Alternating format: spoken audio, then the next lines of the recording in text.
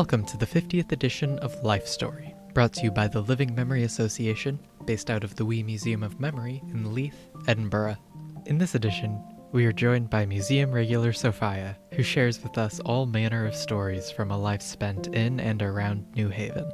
From old family history to the more recent tale of scattering ashes and singing at the Newhaven docks. From singing lessons in school for the coronation to delivering mail on college holidays. From debate night with the lit to a career in conveyancing with the National Service. Back in time we go. Welcome to Life Story. First, if you don't mind, can you tell me your age? No. All right. What I say about that is it's an official secret. And I have signed the Official Secrets Act. And I really have, because I worked in the civil service. So when you join the civil service, you sign the Official Secrets Act. And then on the day that you leave, you sign it again. So I've signed it twice over. So no, it's an official secret, honest. How about where you were born? I was born in a house in East Trinity Road, which was then used as a small nursing home. And my mother was older, so I think they were expecting it to be a difficult birth. So that's why she went there, because mostly births would be at home in those days. But it was her second marriage. Her first husband had died after they were only married for 2 weeks. So it was a long time before she married my father. So she was an older mother. And it was a difficult birth, as I was told many times. She refused to comment on whether it was worth the effort or not. But she definitely always told me in glorious technicolor how ghastly it was. So anyway, yes, a house in East Trinity Road, which is now a private house, called Dundurn, Dundurn, which you can still see carved on the stone at the entrance to it. But I always lived in Newhaven when I was young, in a street called Willowbank Row, which is where Willowbank Road today is, only as different houses, of course, and then Ankerfield, which is the building just before you come to what they call the Rainbow Bridge now. And when you go over the Rainbow Bridge, you're then in Leith. So Ankerfield is the last bit of Newhaven before you cross over into the foreign land of Leith. Now I live in Trinity, but it's still not terribly far away from Newhaven. 3 parts of my family have lived in Newhaven since the 1600s, so I'm passionate about anything to do with Newhaven. Could you tell me any more about your parents? My father was a joiner. I believe he worked for a railway company for a long time, LNER, London North Eastern Railway. And then I have a copy of his reference when he left there, which says that he volunteered to go down to London to repair bomb-damaged buildings during World War II. And when he came back, and when I knew him, he always worked with various building firms around Edinburgh, building houses. He suffered from Parkinson's, unfortunately, and he had a lot of accidents at work. But he did manage to work till he was 64 and a half, which was quite a feat, really, of endurance. But he was a very strong man and a very strong character. Otherwise, obviously, he wouldn't be able to do that. My mother was a very strong character as well. And I'm not just saying that because they were my parents. They really were. But she lost both her parents by the time she was 16. So she had to survive totally on her own from the age of 16 onwards. She was one of those girls who used to follow the herring around the coast. They went to various places around the coast, starting from somewhere like, say, Stornoway or Mallaig, and then going up to Shetland, and then coming down to, say, Fraserburgh in Aberdeenshire, until they got to Yarmouth. And then after Yarmouth, they went home and came out again the following spring and did it all over again. They spent roughly about 6 weeks in each place. When she got to Mallaig, she met a young man who was from Seahouses, which is a small fishing village in Northumberland. And he was a fish buyer, that's why he was in Mallaig. And they got married, I have their wedding photograph, and 2 weeks later he died. A long time after that, she'd come back to Newhaven. She met up with my father, whom she had vaguely knew way back when they were at school. They were not in the same class at school because they were not quite the same age, but she had vaguely known there was such a person. But anyway, she met up with him and they got married. And hey presto, you know, they produced me. But it was a very difficult birth for her. She was an older mother, and what she told me was that she was told that if she had any other children, it would kill her. So that's why there's only me. Unique, shall we say. And they threw away the model after they made me.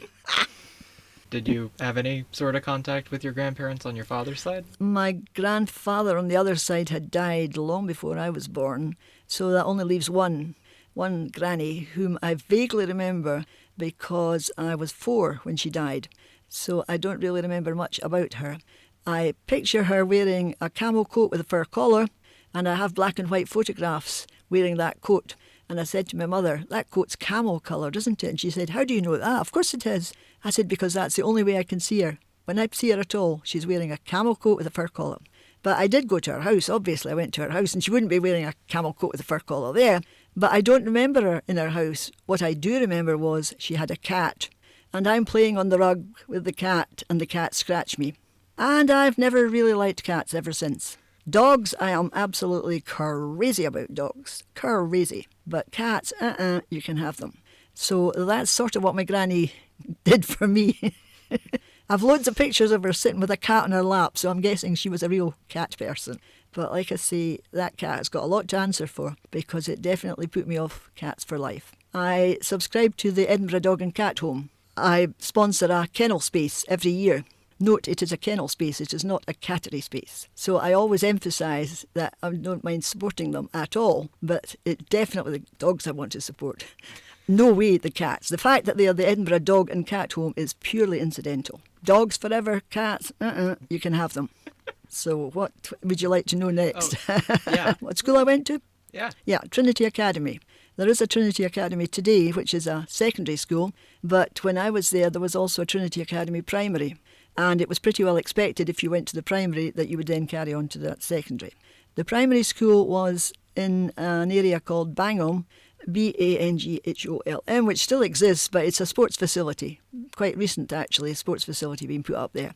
There's a primary school now called Trinity Primary, but it's not, as far as I'm aware, linked to the secondary in any way, and it's on Newhaven Road. But in my day, like I say, it was at Bangham. And then you went on to the secondary school. They had a great music teacher there, and they used to do Gilbert and Sullivan operas for their concert quite often in the summer. They did not have a hall really where they could accommodate a lot of people, and of course all the parents wanted to go, so they used to have to hire the usher hall for one night and have a big concert. And every second year they did a Gilbert and Sullivan opera. And that was my introduction to Gilbert and Sullivan, and I've been mad about Gilbert and Sullivan ever since. Do you happen to remember any friends you made in? I'm still in touch. I'm still in touch with some people, yes. I meet one for lunch regularly, and I'm still in touch on the phone with one who now lives in Lancashire. And some others have died, of course, what a surprise. But yes, I am still in touch with some people who went to school with me, believe it or not. And I was, until quite recently, still in touch with one in Australia who started school on the same day as me, age 5. But I sort of lost track of her. But however, we eventually managed to track her down, and we found out that she's got dementia and she's in a home. And that's why she stopped communicating. But I do still know where she is. And we started school at age 5, so that's quite a long time ago, believe me. Yeah. I'm not saying, but you can guess, it's a long time ago. So yes, I still have regular contact with some of the girls. Some of them I only met in secondary school, admittedly, but I'm still in touch with them. Do you remember any birthday parties from when you were a child? Anything Yes, I think so, yes. We probably just have them come to our house and probably get something to eat and then play games, because my father loved organising children into playing games. And my father had managed to get quite a few things out of my grandmother's house when my grandmother died, because my grandmother, well, apparently hoarded things.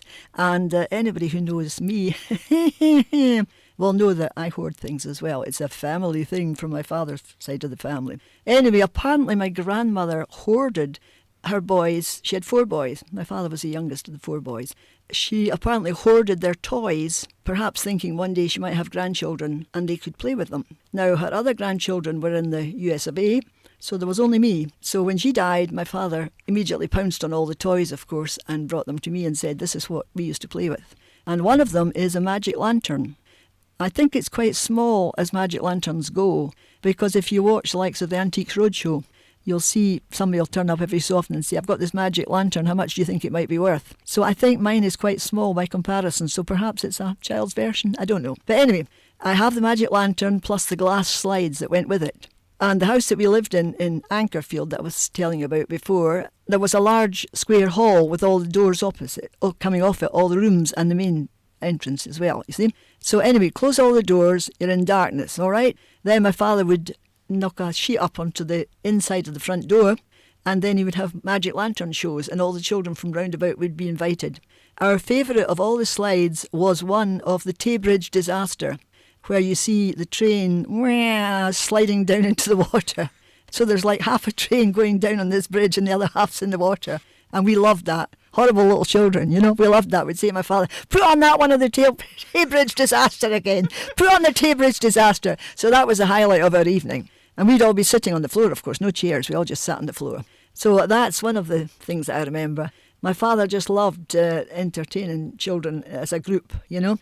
If it was Halloween, children used to, well, they still do to some extent, but not so much nowadays, because it's considered dangerous, isn't it, to go around and knock on doors. And yes, people might ask you in and who knows what might happen, you know, so it's not really a thing nowadays. It's sort of frowned upon. But in those days, children dressed up. Sometimes didn't make much effort, but they dressed up a bit and came around knocking on doors hoping to be given something because it was Halloween. And if any turned up on the doorstep, my father always asked them in. Of course he did. But he always insisted that they had to do a turn first. You have to do something. Don't sing, well then you have to do something else. Can you tell a joke? Whatever. But they had to do something. He wouldn't give them, I don't know if they got money or if they got something to eat. Depend. Who knows? Who knows? One or other. But anyway, it would only be once they had done a turn of some kind. So yeah, my father was always delighted to be entertaining children. And also he did conjuring. So he used to delight them by doing various tricks of producing things from behind his ear and all sorts of things like that. And a thing that he did with a small ball in two hands, which, I mean, I can't really describe it to you. But anyway, it was something that baffled children, you know, that he sort of scooped his ball up and then said, which hand is it in? And they would always guess the wrong hand, you see, and he would produce it from the opposite hand. And the children would be wondering, how did he do that, you know? And also, as I say, he used to produce things, but I've forgotten what now. He used to produce things from behind his ear and all sorts. Latterly, when he was ill, not long before he died, and I was going to the library, and he didn't make a habit of going to the library, so he didn't have any tickets. It was my mother's tickets or my tickets, you know, because he never had time, poor thing, because he wasn't well. He never had time to read a whole book. But anyway, then when he couldn't get out, he said to me, when you go to the library, could you get me some books? And I'm thinking, well, that's a first, you know. Really, what do you want? Oh, books about card tricks, because he also did card tricks. And that's what he read in the later stages, very later stages of his life. He would practice card tricks. He was a great gambler. It's now been established that there is a link between gambling and Parkinson's, and he was addicted to gambling. His brother, who went to the US, also had Parkinson's and also was addicted to gambling. And there was a young brother who died before I was even born, and I believe he was a gambler as well. So out of the four, there were three who were addicted to gambling. But, I mean, my father would be involved in horse racing, bets, football pools, of course, every week football pools. Every Thursday, I think it was, he filled in the football coupon. And every Thursday he would say, I feel it in my bones, we're going to be lucky this week. And when we get enough money, we're going to go to the US. That was his dream. You know, I just think it's so sad, you know, his dream to go and see his brother. But he never made it, of course, because he never had enough money. And his brother in the US wanted to come here and see David, but he never had enough money either, because what a surprise, he spent it on gambling as well. So my father did greyhound racing. My mother said when they were courting, he took her to the greyhound racing. And so I said, well, Mother, don't you think you might have got the message? If that was his idea of a date, he took you to the greyhound racing? I mean, I'm guessing you didn't enjoy it much. And she said, well, no, I didn't, because he didn't actually have time to talk to me, because he came, watched the race and then dashed away to put a bet on, dashed back to watch that race and dashed back to put the next bet on. And she said, I met various people that I knew there, and I would try to get them to have a conversation with me, and they would say, oh, no, not got time, just a minute. And she said nobody stopped. They were all just rushing to and fro, putting on the bet for the next race. So I said, well, I really think, Mother, that was a pretty broad hint, if that was his idea of a date. I mean, could he not take you to the pictures? And she said, oh, well, yeah, sometimes he did. But I mean, the greyhound racing? Because she was not remotely interested in gambling, you know. So the greyhound racing doesn't sound like a great idea for a date to me. But anyway, she really should have got the message, but she didn't, you know. So football pools and horse racing and whatever else you could think of. And greyhound racing was also latterly, I believe, at Walliford, which is beyond Musselburgh. And he used to go there a lot on a Friday evening, which I believe was when the greyhound racing was on then. So any sort of gambling that could possibly be, he was there. And late in life, of course, they actually opened bookie shops. So, of course, my father thought, wow, you know, because, I mean, in his day, most of his life, people stood around on street corners collecting bets, but it was illegal. It was well known why so-and-so was standing on that corner. Everybody else knew why, but it was illegal. And the police knew about it, and every once in a while they would pounce on them and make a token arrest, and all the rest of the time they tolerated them, you know. But then suddenly it became respectable. Suddenly they had bookie shops, and one of them was directly below where we lived in Ankerfield. And by that time, my father had retired. And my mother says, your father thinks this is just the most wonderful thing in the world, because he nips down to the bookies, puts a bet on, nips up the stairs, watches a race on television, and then back down to put the next bet on. So it was absolutely perfect for him, you know. And then as well as that, which I only vaguely remember, because I was quite young and really don't know how old, that, it was very well known in Newhaven. Newhaven was a village. For hundreds of years it was a village. Families did not move away from Newhaven. They just stayed put because they were all in fishing. And so they just stayed put and they married people from within the village. So we were accused by the people of Leith, of course, of being several sandwiches short of a picnic because we all married our relatives. My mother and father are actually third cousins, which is really not too bad, third cousins. But I mean, first cousins can marry, you know. Well, all sorts of things like that happened in Newhaven. But it's very, very common in fishing villages. They have to have a woman who knows what to do with the fish because they've gone out to sea to catch more fish. So they need somebody back at the ranch that can deal with it and sell it. So the Newhaven women were very strong, physically strong and strong characters. And that's the sort of stable that my mother came out of. She was a very strong character. But like I say, she lost both her parents by the time she was 16. So she had to survive on her own from then on. So she was a very strong character, a very determined character. But anyway, Newhaven was very much a village. So everyone knew everything there was to know about everyone, including any skeletons that might be in their cupboard. So, I mean, the ones who went to the pub drinking did not gamble, and vice versa, because they didn't have money to do both. So it was very well known which ones went to the pub and very well known which ones gambled. So all my mothers, knew about them. She would tell me, that one goes with your father to the gambling, da-da-da-da-da, you see. So, and all my father's friends and all the people that he stopped and had a chat with were all the gamblers. So it would be like, what did you back today? How did you get on? What are you going to back tomorrow? What are you going to do for the 3:30, etc., etc. So you get the idea. So anyway, it was pretty well known in Newhaven that there were all these fish curing yards down at the harbour. There's houses built there now. It's just along from the harbour. There's a row of houses before you come to what they call Western Harbour now. But then it was all the fish curing yards. And on a Sunday afternoon, no one was working, of course. It was quite a religious community way back then. No one was working in the fish curing yards. So there was like waste ground at the back. And it was very well known that people like my father, who were attracted to gambling, shall we say, used to gather there of a Sunday afternoon to play pitch and toss, which I didn't really understand when I was a child. But when my father would make to go out immediately after lunch on a Sunday, I'm just going to go down the harbour. And my mother would then be screaming at him because she knew very well that he was, strictly speaking, going down the harbour, but not exactly. And she knew why he was going. But like I say, I was a child and I didn't really understand what it was all about. But she'd then be screaming at him, you are not going down any harbour, I know where you're going. You're going to that pitch and toss. Well, I didn't know pitch and toss, you see. You're going to that Hell's Kitchen, she would say. You're going to that Hell's Kitchen. I hadn't a clue when I was, what's a Hell's Kitchen, Mother? Never mind. And I said, but, I mean, that bit where you said he goes, I've taken the dog round there during the week and there's nothing there. It's just mud and old fish heads and things. It's smelly, it's disgusting. There's nothing there. Well, there's something there on a Sunday afternoon, I'm telling you. That's Hell's Kitchen.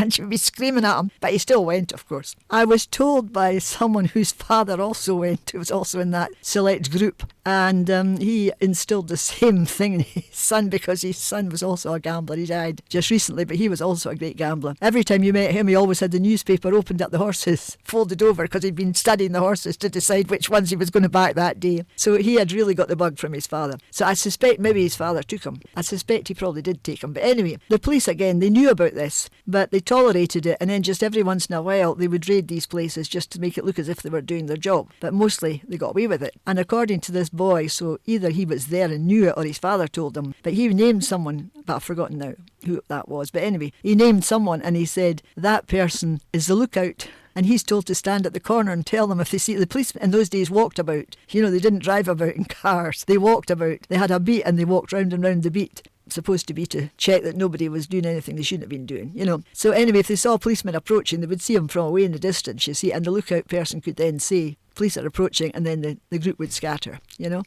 So to me it sounds like something from Guys and Dolls. And my father, I may say, loved Guys and Dolls, which you can well imagine. And so did I. But then, of course, I'm crazy about Frank Sinatra. Crazy. But that is another matter. Oh, right. So anyway, a funny thing happened last week on the subject of Newhaven, which has got nothing to do with gambling, you'll be glad to know. But a funny thing happened while I remember.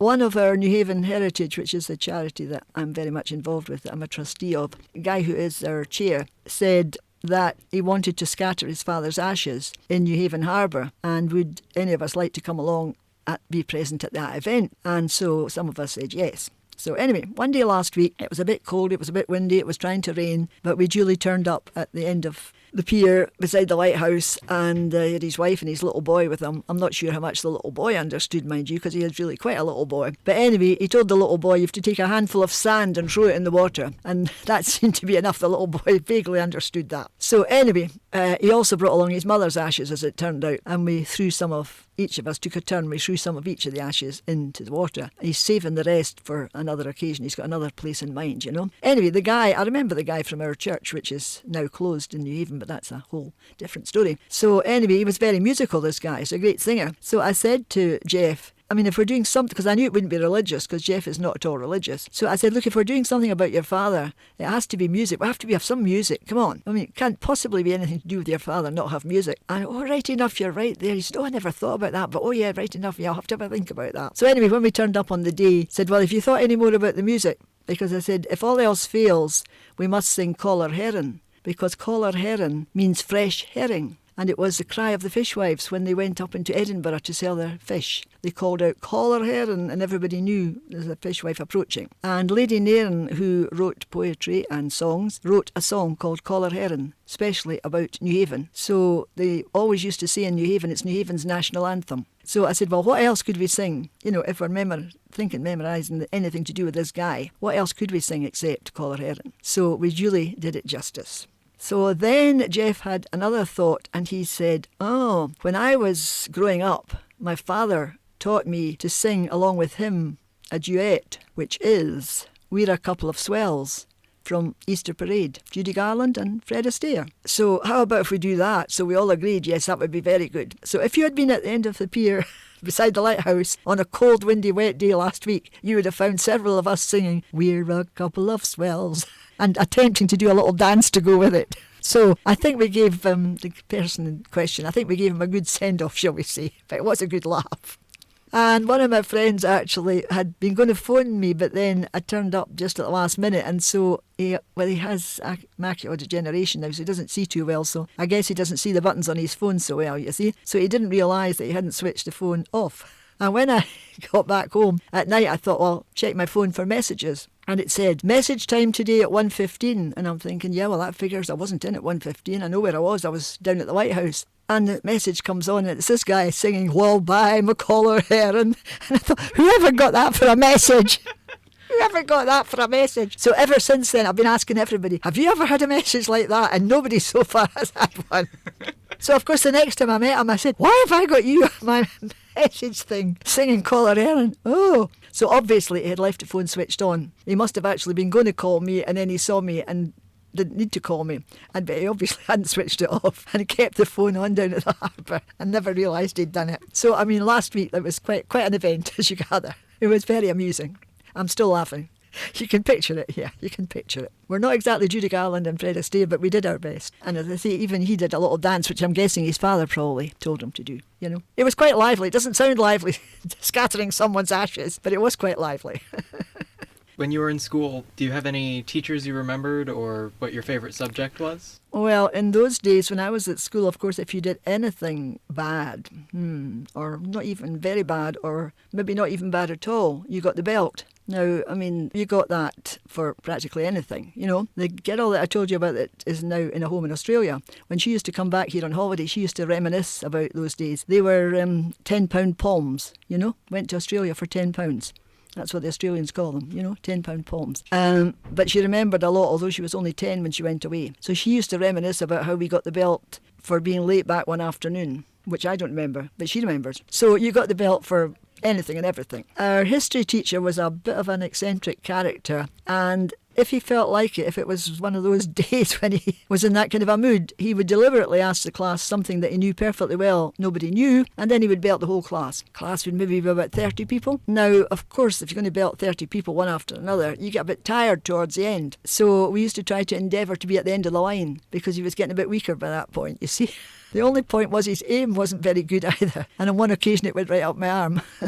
So of course my mother says, show him that, complain, you see, so I have to go back the next day and say, my mother says I have to show you my arm. So he did apologise, But yeah, so that was a bit extreme. I don't know anybody else that did that, that just deliberately belted the whole class just because they felt like it. We had a brilliant music teacher, though, as I say, and we had wonderful concerts with Gilbert and Sullivan. The year of the coronation, we did Zadok the Priest, the coronation, Handel's coronation hymn, anthem, or what have you, which was used at the coronation. And that was horrendous to practice that. If you're familiar with Zadok the Priest, it starts off with a very high note at the beginning, so it's very hard to start on a very high note, And we had lots and lots of practices because it always sounded absolutely awful when these children were all trying to scream. It was terrible. Anyway, in those days, the male teachers and the female teachers had separate staff rooms. So there was a room sort of between floors, shall we say, which was the male staff room. And we had this old guy who was the English teacher, and I mean, he was really quite old. He had fought in the First World War, because he used to tell us about his experiences of being in the trenches and so on. And he had us reading Wilfred Owen and Siegfried Sassoon and Rupert Brooke and all that, the poets from that era. And he was really quite old, and I think he took everything at a very leisurely pace, So he would retire to the staff room when he didn't have a class, smoke his pipe, and I suspect probably fell asleep. Anyway, he says to us in the run-up to the concert one time, "What is that thing that you're going to do in the concert this year? Because it's terrible." So we said, "Well, it's Handel. It's what they're singing at the coronation." "Well, it sounds terrible," he says. "Every time I go to the staff room, want to relax," and as I say, I suspect he wanted to sleep. He said, "You lot are singing, 'God save the King, long live the King.' Don't you know it's not a king, it's a queen?" And we said, "Yes, but it was written for George III. That was a king." "Well, I think it's very silly why you're singing 'God save the King.'" And he said, "You keep doing the same little bit over and over and over again." And we said, "Well, that's because we keep getting it wrong." And the teacher keeps saying, "Stop, stop, stop, go back to him." And he said, "You just do this over and over again." So you can imagine if you were hoping to have a sleep and had to listen to that instead. It was not much fun, because it must have sounded awful, having these children doing the same little bit over and over and over again. And particularly this screaming Zadok at the very beginning, which I see, if you don't know Zadok the Priest, you've got to listen to it to see what I'm talking about.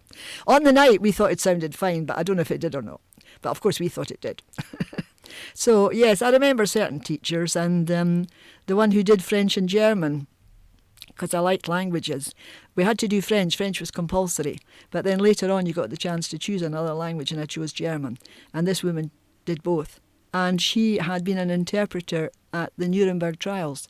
So she could tell us stories about that, immediately after the war when they were trying all the Nazi criminals, So that was interesting as well. So these are sort of the ones that I remember best. And my primary school teacher as well, who was a great guy, called Charlie Brown, believe it or not, really called Charlie Brown, but he was a great guy.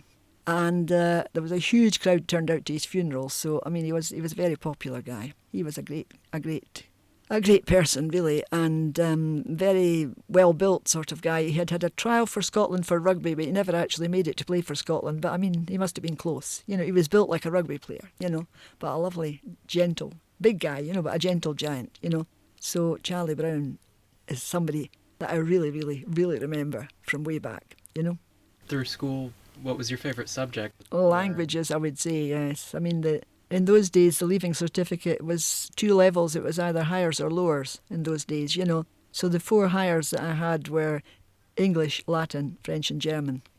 So I think you get the idea.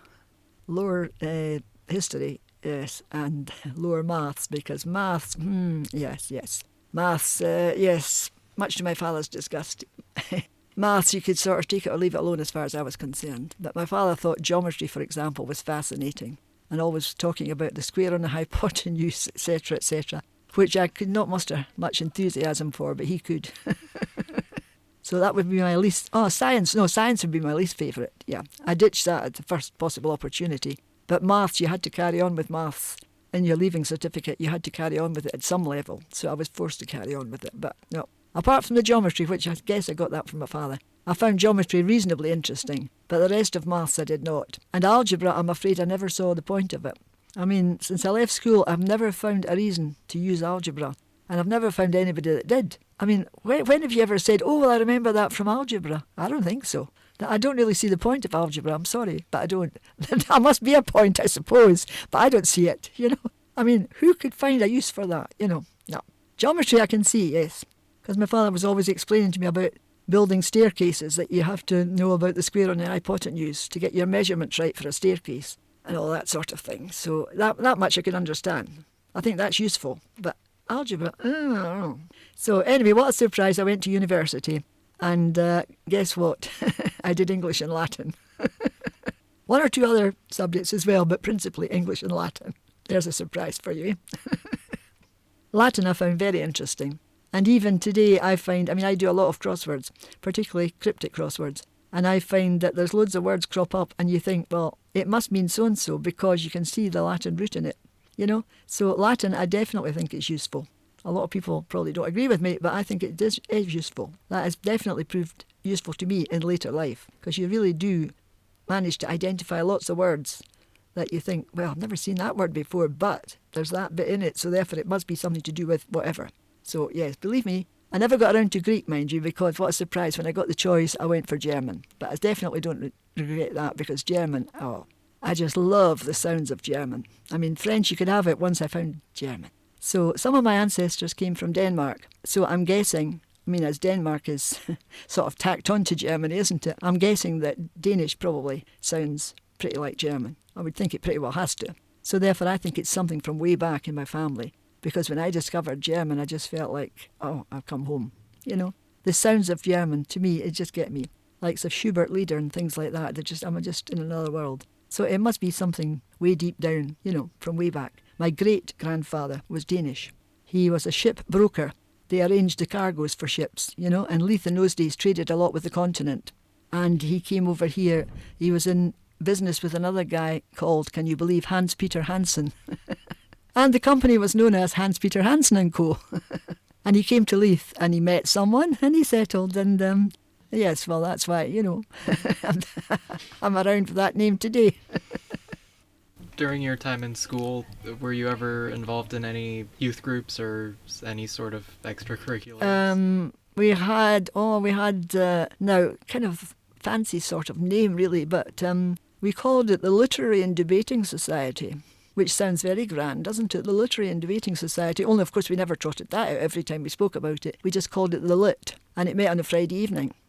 And we used to have debates about various different subjects, as you can imagine, And then at least one time, I don't know if we met once a month or not, I can't remember. I think maybe we did meet once a month. It was certainly a Friday evening. And the weird history teacher that I told you that used to like to belt the whole class just for the hell of it, he ran that. That was his particular thing, But anyway, what we used to do at least once every winter, because we only met in the winter, was we'd have a raft night. I don't know if you're familiar with the with the possibility of a raft night, but anyway, a raft night, you have, say, 4. We would have 4, but I suppose you can have whatever number you like. There's a raft, all right, and it's got 4 people on it, and it's sinking. And it can only keep afloat if there's one person on it. So the 4 people have got to persuade the audience why they should be the person that survives. And I was Lady Macbeth. So I had to talk for Lady Macbeth and try to persuade why I should be the one person to survive. I can't remember who survived, but it wasn't me anyway. But it was great fun, as you can well imagine. And the audience, of course, all shouting things out at you and so on, you see. And then they would vote in the end, So, yes, so if you ever want an innocent evening's entertainment, think of a raft night. It's quite a good idea. Choose a figure from history and think about why you might want to speak up in their favour. So that's the sort of things that I remember. And then after that, we used to go down to Newhaven to the local fish and chip shop. That building still stands today. If you go down Craighall Road, you find opposite Porto and Fee. If you've ever been to Porto and Fee as a cafe, no, well, you must go. Opposite Porto and Fee Cafe, there is a building with a rounded end, which is a block of houses now. But in those days, it was the local fish and chip shop. One part of it was for carry-out fish and chips, but the part with the rounded end was the sitting-in accommodation. So a group of us would go along there after the lit, you see, and go into the sitting accommodation, and the guy did the counter with the carry-out stuff, but his wife was the waitress. So his wife would then come and ask for our order. Now, it was a round table, so 4 of us would be at a table, and the order was 1 plate of chips and 4 forks. And whoever was quickest got the most chips, as you can well imagine.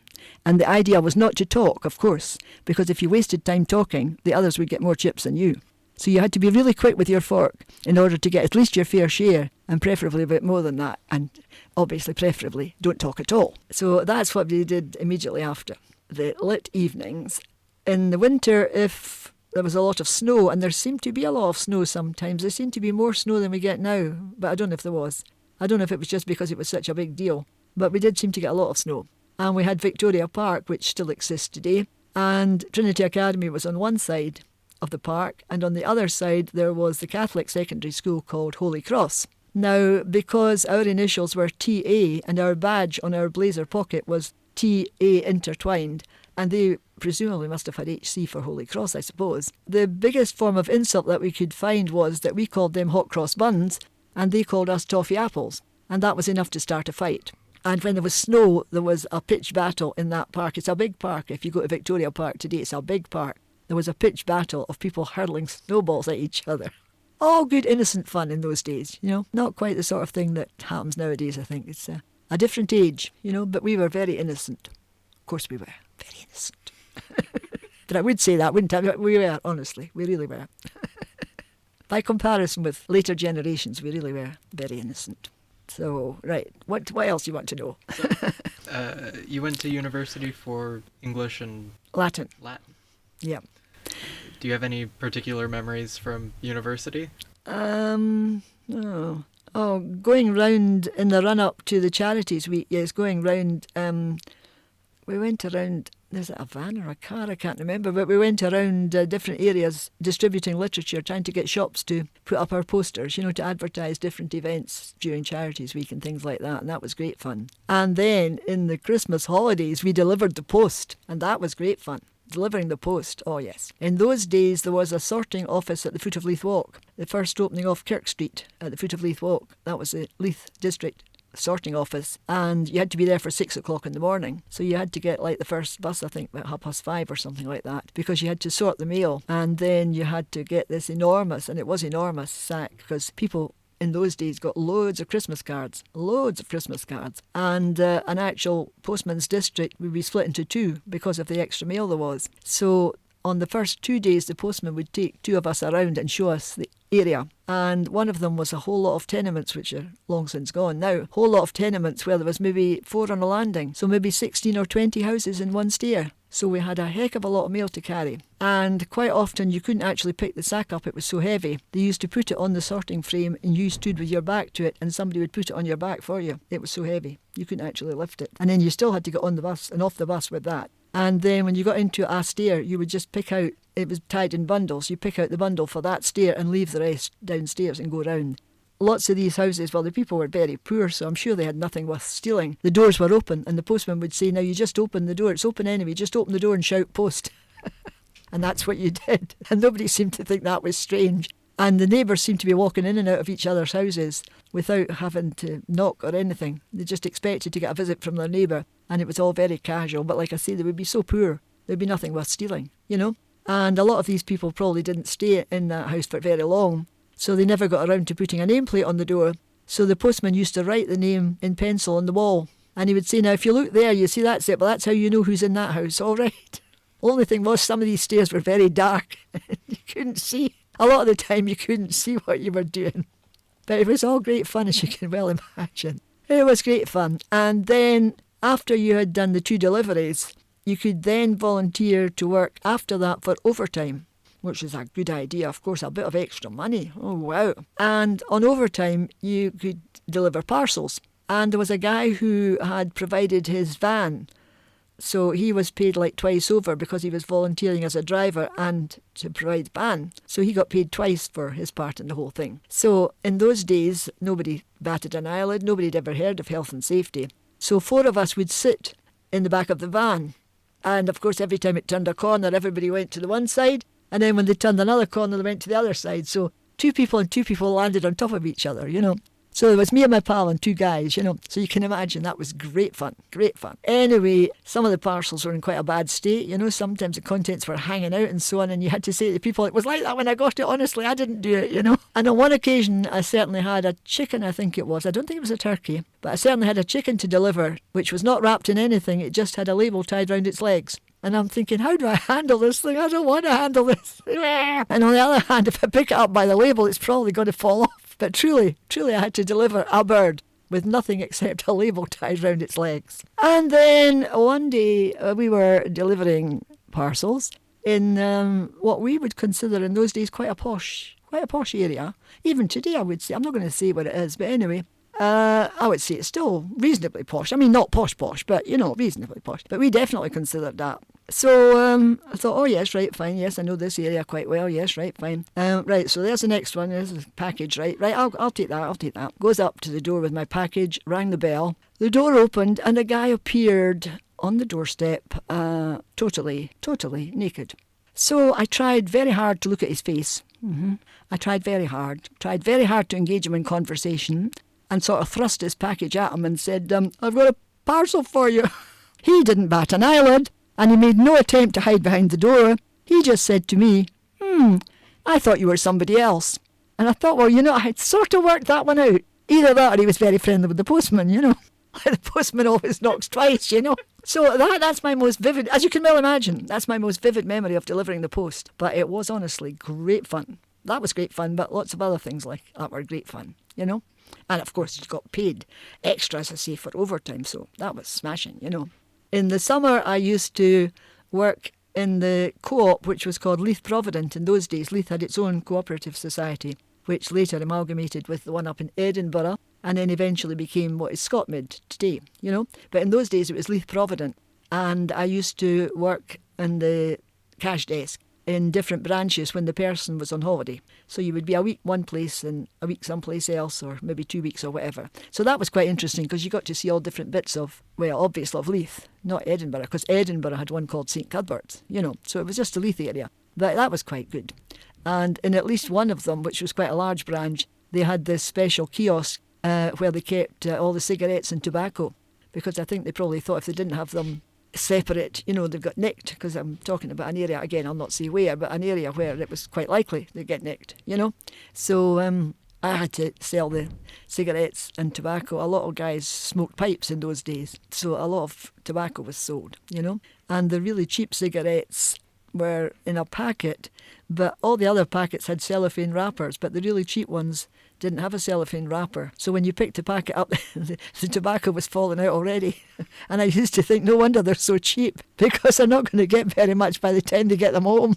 Because when you picked up the packet, the contents were falling out. So that was all good fun as well. So that's what I used to do in the summer holidays. Again, because obviously, you needed some money, So yeah, it was interesting.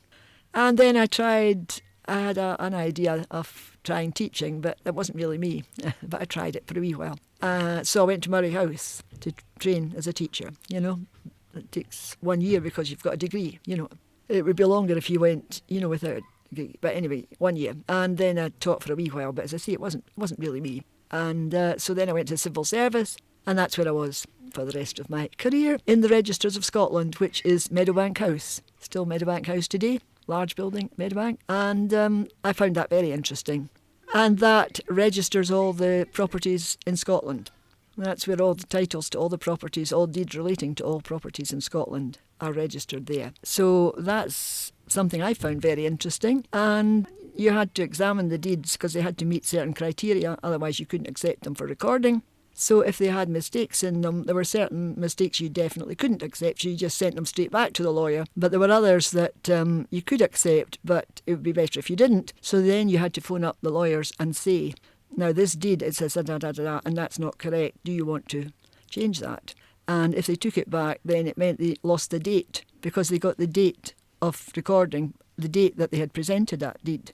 But if they took it back, then it would go back for however long it took them to bring it back. And quite often they wanted it recorded quickly for one reason or another. So it was the whole of Scotland we were dealing with, and it was divided, still is, divided into counties, and then they were in groups of counties. So sometimes I was dealing with counties up in the Highlands, sometimes I dealt with just Midlothian, which obviously was for Edinburgh, sometimes Glasgow and True in the West. And what we noticed particularly was that, of course, there was a great difference in the lawyers' reactions, depending on which part of Scotland you were dealing with. So if it was the ones from Glasgow, well, of course, in Glasgow, they've all got a great sense of humour. I mean, everybody in Glasgow is a comedian. I mean, everybody says Billy Connolly's brilliant, which he is. But, I mean, there's a heck of a lot of folk in Glasgow that could probably be even funnier than Billy Connolly if they went on the stage, because they're all comedians. So anyway, you phone up a lawyer in Glasgow and say, I've got this deed of yours, da-da-da-da-da, and it says so-and-so, so-and-so, but that's not correct, you see. All right, hen, all right. Bloody hell, did I do that? Oh, well, just bung it back to me and I'll correct it. No bother. Just bung it back and I'll correct it. If you phoned an Edinburgh lawyer, they would say, I don't know about that. I mean, what's your authority for that? So then you had to have chapter and verse lined up beside you and say, well, it's the 1924 Act, section so-and-so, subsection so. Oh, just a minute, yes, what was that? I'll look that up and I'll phone you back. And then they would phone back and say, oh, yes, I see what you mean. Yes, all right then. I'll correct it very reluctantly, or sometimes not at all. And sometimes, they would quote Latin. Only the Edinburgh ones did that. They would quote Latin. Only, of course, I didn't know what they were talking about. So I would say, well, exactly, yes, quite, but it's still wrong, you know. And then when you got the ones up in the Highlands, they would go, oh, right, And there was one particular place, a small place up in the Highlands, and the woman that answered the phone for them had this gorgeous Highland accent, you know. And the firm was apparently two brothers, and she was used to go, and you quote the reference, you see, when you'd see this is Registers of Scotland, your reference is so-and-so, so as to get put onto that person, you hoped, the person that had presented the deed, that would know what you were talking about. So then she would say with this gorgeous Highland accent, well now, that's Mr. Murdo. But I can't give you Mr. Murdo today, he's not in today. But I could give you his brother. I could give you Mr. Angus. I can't even say it without laughing, because that's the way she would do it. And it was said much slower than that, of course, because up in the Highlands, you know, in the islands, nobody hurries. There's no need to hurry, is there? So I thought, well, I really don't care which brother I get as long as somebody tells me if they're going to take the deed back or not, you know. And then on another occasion, a guy from also, maybe from that same firm, but certainly somewhere up in the Highlands said, yes, now, I can just picture that property. You just go down the road from here and over the bridge. And I'm thinking, I really don't care. I just want to know if you're going to take that deed back or not. I really don't want a guided tour of the village, you know. It was hilarious. I mean, I just really enjoyed it so much. It was such a laugh, because each time you would think, I know what I'm in for, because I know what reaction I'll get from whichever area of Scotland you were in. But the Edinburgh ones were our least favourites because they resisted. You know, the possibility of them making errors was nil. You know, they couldn't possibly make errors. So we all dreaded that. Oh no, I've got to phone an Edinburgh one, you know, this will be an argument, and it always was, you know. And then on the deeds in those days, now, of course, they have a new register which is computerised, but the one which has been around since 1617 is called the Sasine Register, Sasine. And on a deed there, they have to have what's called a warrant on it, which says register on behalf of whoever, the person who's getting the interest in that deed, like acquiring title or whatever it happens to be. Register on behalf of, within name so-and-so, so-and-so, in the county of, you see. So that's got to be worded exactly correctly, da-da-da-da-da. And that's one of the things that you can send straight back, because it can't be accepted unless that's worded correctly. And the person named in the warrant has got to be still alive, because, I mean, you can't get the benefit of a title deed if you're dead, you know. Mm-hmm. So anyway, one of these guys way up in the Highlands somewhere, I phones up and I tells him what's wrong with his deed. And he says, well, normally, yes, I would have taken that deed back to change it for that. But in this case, you see, the man's at death's door. So by the time you sent it to me, I corrected it and sent it back to you.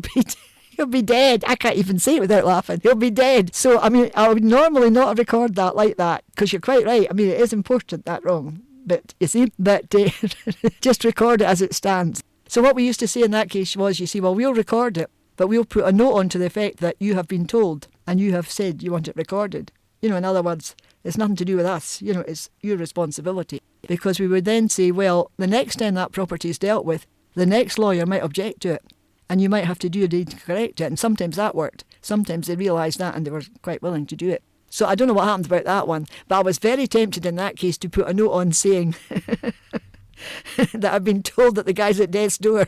It's not exactly likely to survive long enough for them to correct the deed, so it's just going to get recorded as it stands. I would love to know what happened to that property the next time around. So, I mean, it sounds, dealing with title deeds sounds like dry as dust, but it wasn't, honestly. It was very, very funny. But anyway, we had to know a lot about the law of conveyancing in Scotland. And so we had to do the Scots law classes and the conveyancing classes at Heriot-Watt University. So we did the same as the law students did. We had a lecturer came to the office, and then at the end of each term we sat the same exam that the law students sat. And that was 2 terms, like one term was Scots law and the other term was conveyancing, which is property, property dealings. Then whoever got the most marks at the end of the 2 terms got a book, big dealie, got a book token from the office. And when it was my year, I got the book token. Surprise, surprise. And I chose the complete works of Robert Burns, because one of the many things I'm crazy about is Robert Burns. So I still have that with the label inside telling you, Following on that, I realised that, of course, all these years ago I had actually done the wrong degree, hadn't I? And I should have done law.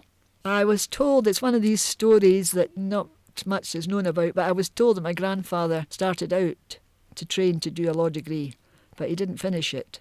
And I don't know any more than that, really. But I mean, that much is definite. My father told me that much. I think, possibly now, I do, genealogy is another one of my things. I know now that his father died when he was about 1920, so therefore he'd be a student. So I am guessing, but I'm definitely guessing, that maybe he had to go and get a job to support, because after that, I guess, he would have to support his mother and his young sister. So it's only a guess. But he definitely did not complete the course. He did not continue studying law. And then by the time he gets married, on his marriage certificate, hey presto, he's described as a marine engineer, which sounds a bit strange to me if you were starting out to be a lawyer, but I know nothing about it because he died a long time before me. But anyway, my uncle, my father's brother, went to the US of A, and he went to sea actually. He was a chef. Anyway, the story I've been told, that's a wonderful story as well. He went to the US of A, and naughty, he decided, I think we're in New York, he decided to jump ship because he wanted to see a bit more of the US of A. So he actually entered USA illegally. And he wandered on down the coast to New Jersey, to Cape May, which is a resort. I've been there, I've seen the beach. And he was walking along the beach, and he cut his foot on a broken bottle. So he went to the first aid post and was treated by the nurse. And I guess you can tell what happened after that. Her first reaction, she told me, was, I don't go out with foreign sailors. But however, he persisted. And a week later, they met up again at a dance. And this time she did go out with a foreign sailor, and they got married. And they had 2 children. And then they began to get concerned in case immigration caught up with him and he was deported. So he came back to Scotland so that he could enter the country legally. So honestly, he was legal eventually. His son became a lawyer. His son he's dead now, was the brains of our family by a mile. He was Assistant District Attorney for Philadelphia, in charge of the Drug Enforcement Agency. His son became a lawyer. My other cousin married a lawyer, had 4 children, and all 4 of them did a law degree, and 2 of them married lawyers. So I think you can tell that, all right, my grandfather didn't quite make it, but he sure did pass that gene on to the next generation, and the next generation, didn't he? Because the place over there is teeming with lawyers, absolutely teeming with lawyers. My aunt over there, who had a great sense of humour, said to me one day, I was thinking that whatever crime I commit, I would still be able to get off with it, because in all that crowd, there must be somebody that specialises in that branch of the law. So I'm sure to get off with it. I said, yeah, I think you're right, because that's quite a lot. That is quite a lot. So yes, so after all that, I do realise now that I should have done law. That would have been my degree of choice, definitely, because the law fascinates me. But hey presto, it is what it is, My mother and father had both had to leave school at 14, so they couldn't advise me, So I just had to do what I thought. But anyway, that's the story. So I retired. What a surprise. I retired from the civil service, yes. And, initially there were quite a few relatives of mine that were needing my mother. Strangely enough, my mother developed Parkinson's as well in old age, so she needed a lot looking after and so on. So anyway, there were various other relatives who had helped me at that time. So by that time they were needing help. So I got involved with helping quite a lot of them for quite some time. And my mother's first husband came from sea houses in Northumberland, as I say, and the marriage only lasted 2 weeks. But she remained in contact with the family, and I'm still in contact with some of that family today. And they were wonderful people. And, well, some of them still survive, wonderful. And they were like family. I consider them family far more than my own family. They were wonderful, really wonderful people, and very kind to my mother, to my father, and to me. And I really consider that they are just like relatives, you know. And I had a lot of holidays in sea houses. And I've not gone very much recently, but until fairly recently I used to go to sea houses regularly. But gradually, of course, one by one, they're dying, as you can imagine, you know. But sea houses, in case you've never been to sea houses in Northumberland, you have to go, because you can get a boat trip from there out to the Farne Islands and see all the birds and the seals, and it's wonderful. So I can recommend that. And the village nearby is Bamborough, which has got Bamborough Castle and the Grace Darling Museum. So, yeah. Lots of little picturesque fishing villages all along the coast in Northumberland. So Northumberland is one of my favourite places to go. My holidays were mostly spent in sea houses, actually, because the couple who were my mother's in-laws were very happy to have us. You know, they accepted my father, which was really wonderful, I thought. You know, considering that the marriage only lasted 2 weeks, I thought it was really remarkable, you know, that they were prepared to accept my father and accept me, which they did. And latterly I used to go down there to help his youngest brother, who lived to be 95, and he used to introduce me to people as his niece. So I called him my uncle, which would have been if things had been different, but wasn't. But that's how they looked on me, and that's how they looked on us. The two brothers came up specially. It was snowing, and they drove up specially in the snow to come to my father's funeral. So, you know, it's a remarkable story for a marriage that only lasted 2 weeks. Nobody else has ever heard of such a story before, you know, for something that only lasted 2 weeks. And like I say, my mother had been on her own from age 16, then she got married, she lost a guy, you know, it looked pretty awful for her.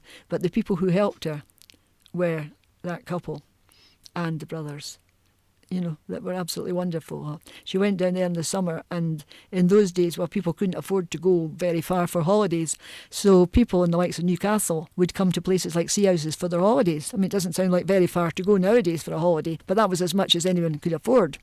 So absolutely everyone in the village took visitors into their house and provided full board, you know. So everybody was working flat out all summer because there was actually nothing to do all winter, so you had to make some money in the summer. And the lady in question, who was like a granny to me, she had a load of visitors in her house and she needed help. So my mother went down there and worked all summer.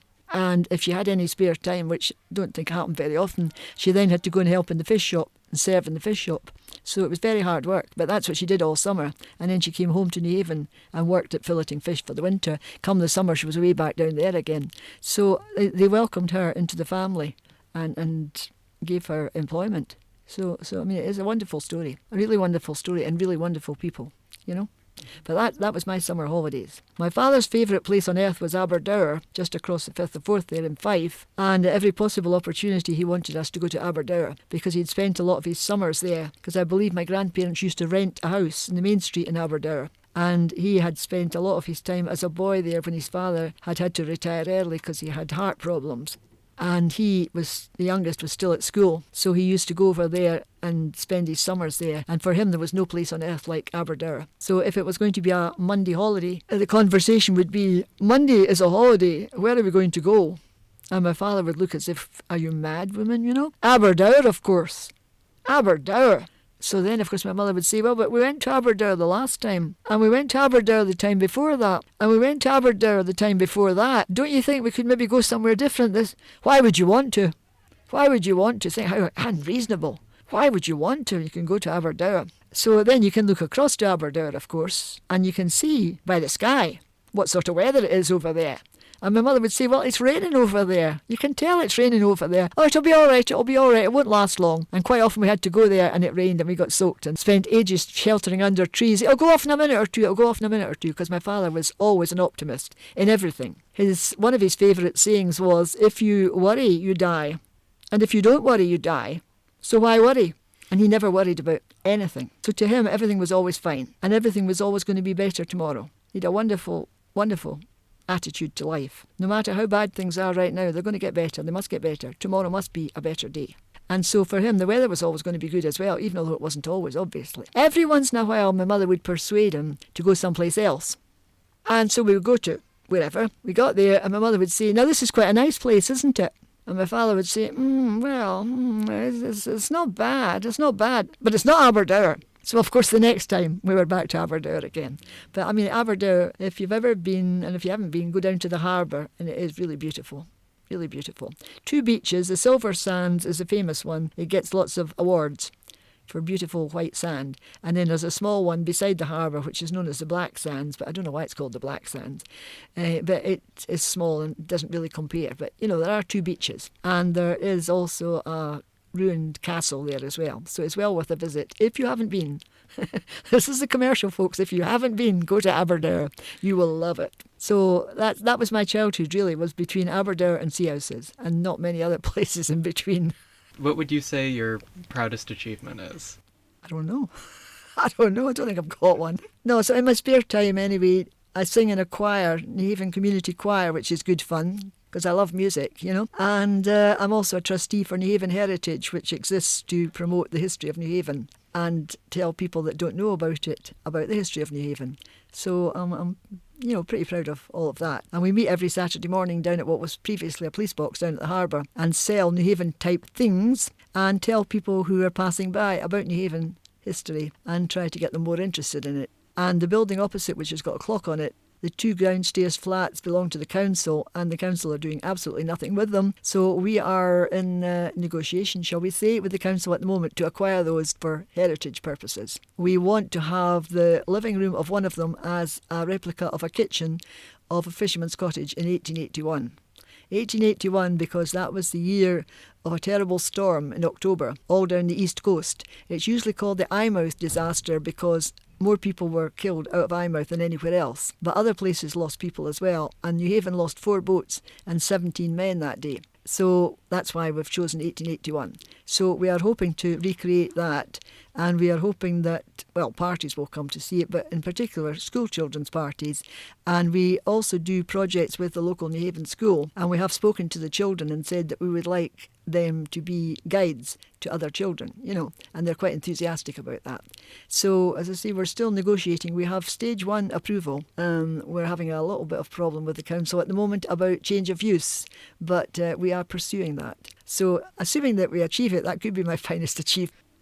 Well, thank you for sitting with me for this episode of Life Story.